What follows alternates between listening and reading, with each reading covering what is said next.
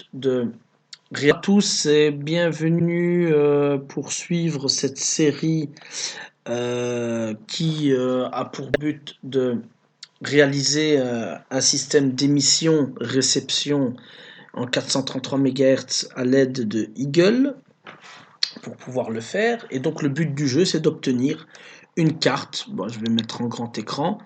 Une carte, donc un schématique comme ceci, constitué d'une alimentation stabilisée, avec une entrée, un bornier d'entrée pour connecter à la pile, un bornier pour connecter au bouton stop, arrêt, on-off, quoi, une diode anti-retour, en cas où on inverserait les polarités, ce qui serait destructeur pour une carte si on ne met pas de diode anti-retour, du filtrage et de l'anti-drop drop out, enfin lobe drop out plutôt, une LED témoin qui indique qu'il y a bien de la tension, un encodeur qui va encoder, je veux dire, c'est un encodeur en fait parallèle série avec un bus d'adresse et un bus de données auquel on va connecter 4 boutons tactiles, plus une partie adresse fixe que je vais fixer à l'aide de deep switch, qui fera en sorte que, ben voilà, c'est un encodeur avec une partie qui sera constituée de l'adresse, et une partie constituée de la combinaison des touches que je vais enfoncer.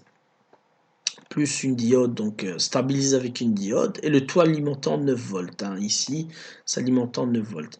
Et je termine par un émetteur 433 traversant sur un bornier ici que j'ai choisi. C'est un bornier traversant, c'est pour ça qu'il n'y a pas de librairie comme ici, mais c'est plutôt le bornier à laquelle je vais connecter mon émetteur 433 que j'ai représenté ici. Et alors, utiliser un boîtier qui va nous servir à réaliser le PCB ici présent.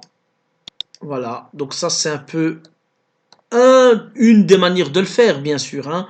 Vous aurez quelque chose de probablement très très différent de ça, mais le but du jeu c'est d'obtenir alors le vrai circuit que vous voyez ici devant vous, avec un minimum de croisement et un minimum de passage sur la même piste. Vous voyez que j'en ai une quand même, où je passe de bottom à top une fois, mais sinon je n'ai pas d'autres croisements et je réutilise alors les pads des composants pour passer d'une couche à l'autre quand cela s'avère nécessaire.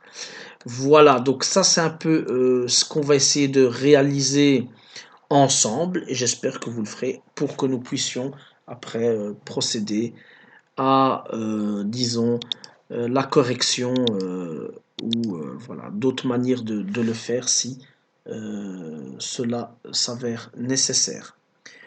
Merci.